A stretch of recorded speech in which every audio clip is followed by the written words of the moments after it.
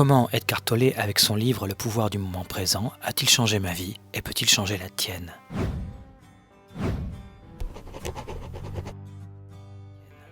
Eckhart Tolle a trouvé la formule du bonheur et c'est pour ça que tant de personnes ont lu son livre Le pouvoir du moment présent. Traduit dans 33 langues, il a été vendu à plusieurs millions d'exemplaires à travers le monde.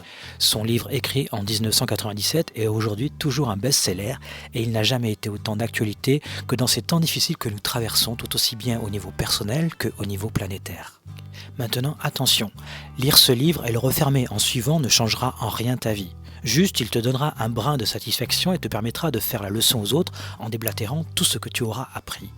En revanche, si en refermant le livre Le pouvoir du moment présent, tu ne t'arrêtes pas à sa simple lecture et que tu vas au-delà des mots, que tu les transcendes en appliquant les leçons d'Eckhart Tolle, alors il se pourrait bien qu'il y ait un avant et un après la lecture de ce livre. Le truc, c'est qu'à la première lecture, on ne voit absolument pas toute la puissance et le pouvoir de ce que nous enseigne Eckhart Tolle.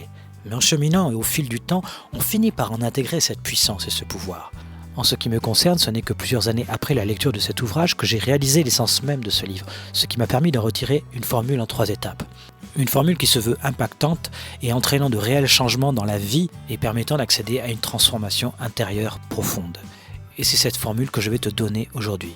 Nous allons aller au fond des choses, mais aussi à l'essentiel pour que cela te permette d'activer dans ta vie un nouveau process. Un process qui va te donner accès à plus de bonheur et de sérénité dans ton existence. Mais avant d'y arriver et de goûter à ce bonheur, à cette sérénité, nous devons d'abord prendre en compte une première chose qui sera la première étape de notre formule.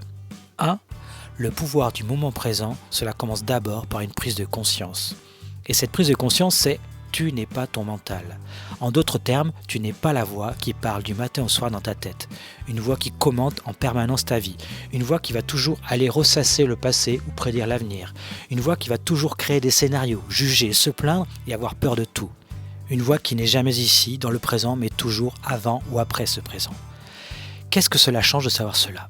Cela veut dire que tu n'es pas obligé de croire toutes les pensées qui passent dans ta tête et que tu appelles mes pensées. En effet, ces pensées ne t'appartiennent pas, elles ne sont pas créées par toi. Elles apparaissent automatiquement parce que tu n'es pas attentif. Et Eckhart Tolle te propose justement un exercice simple pour que tu puisses en avoir conscience. Voici ce qu'il dit. Fermez les yeux et dites-vous ceci. Je me demande quelle sera ma prochaine pensée.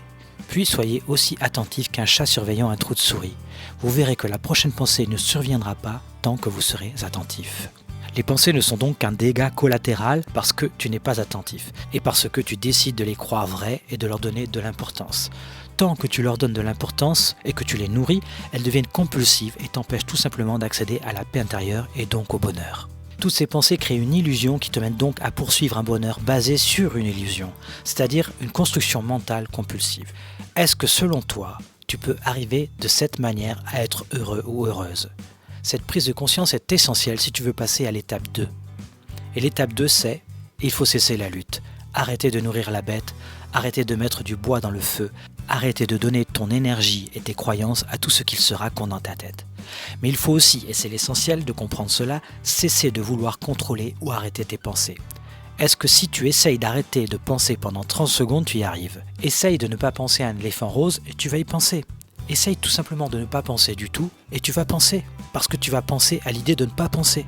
Tu comprends ainsi comment tu te fais à chaque fois avoir. À chaque fois que tu luttes contre tes pensées, tu les nourris.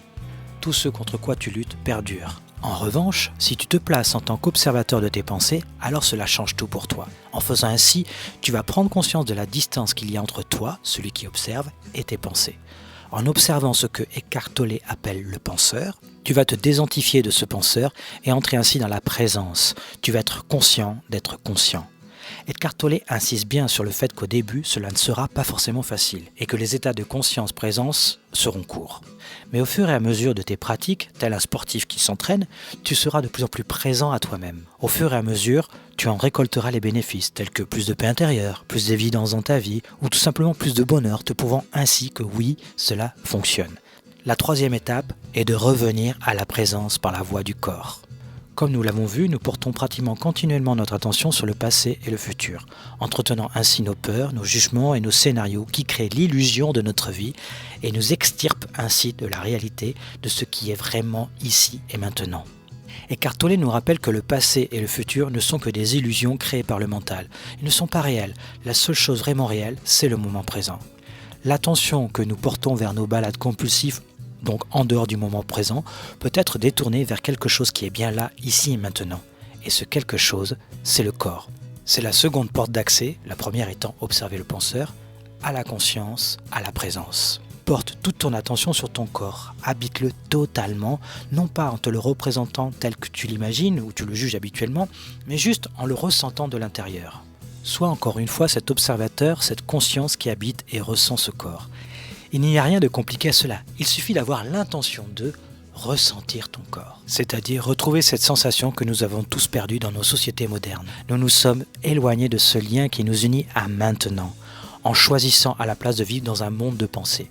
Et aujourd'hui, tu peux facilement constater les dégâts que cela produit dans ta vie et dans le monde entier. En étant perdu dans tes pensées, tu oublies tout simplement d'être. Tu oublies de ressentir et de vivre ton corps qui est le seul lien qui te relie réellement à cette vie, c'est-à-dire à ce moment présent qui est le seul moment que tu puisses vivre. Il n'y en a pas d'autre, car le passé s'est éteint et le futur n'est pas encore là. Seul, maintenant est là et il en sera toujours ainsi. Donc aujourd'hui tu as deux choix. Soit tu penses ta vie, soit tu vis ta vie. Et pour la vivre, il faut être là, il faut être présent. Penser sa vie, c'est nourrir une illusion et souffrir. Vivre sa vie, c'est quitter les pensées compulsives et être là, ici et maintenant. Et dès l'instant où tu goûtes la présence, tu goûtes en même temps la paix, la joie et le bonheur. À toi maintenant de suivre vraiment ces 3 étapes et de goûter le pouvoir du moment présent. Je peux t'aider si tu veux sur ce chemin et j'ai quelque chose à te proposer qui devrait te plaire. Bien sûr, tu peux liker cette vidéo et t'abonner pour être au courant des prochaines vidéos que je sortirai. Et d'avance, je te remercie pour cela, mais j'ai quelque chose encore mieux pour toi.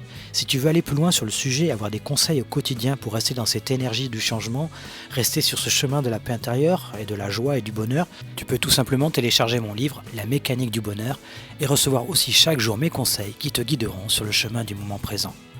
Ce livre, La mécanique du bonheur, est offert. Il suffit pour le recevoir de cliquer sur le premier lien qui est dans la description. Et moi, en attendant, je te dis, reste ici et maintenant, présent dans la paix et l'amour. Alors, à très vite dans ce maintenant.